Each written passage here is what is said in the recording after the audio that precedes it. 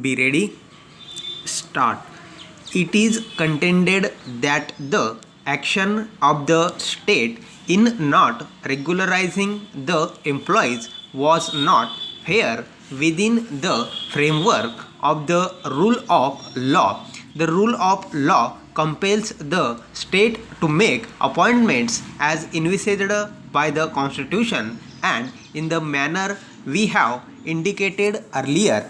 In most of these cases, no doubt the employees had worked for some length of time, but this has also been brought about by the pendency of proceedings in tribunal and courts initiated at the instance of the employees. Moreover, accepting an argument of this nature would mean that the state would be permitted to perpetuate an illegality in the matter of public employment, and that would be a negation of the constitutional scheme adopted by us. It is therefore not possible to accept the argument that there must be a direction to make permanent all the persons employed on daily wages.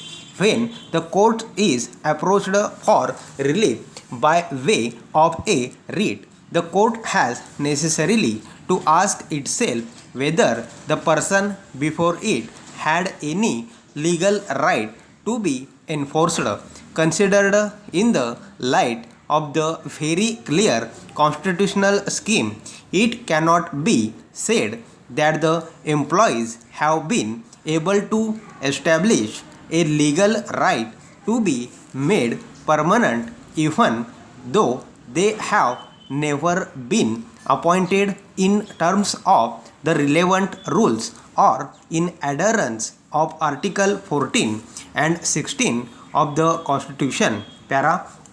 It is argued that in a country like India, where there is so much poverty and unemployment and there is no equality of bargaining power, the action of the state is not making the employees permanent would be violative of Article 21 of the Constitution.